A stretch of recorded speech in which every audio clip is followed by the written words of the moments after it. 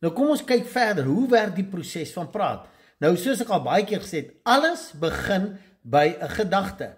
En elke gedagte is gekoppel aan 'n spesifieke emosie wat in lyn is met dit dieselfde frekwensie. En die resultaat van daai denke en daai emosie is dat jy verbaal woorde spreek.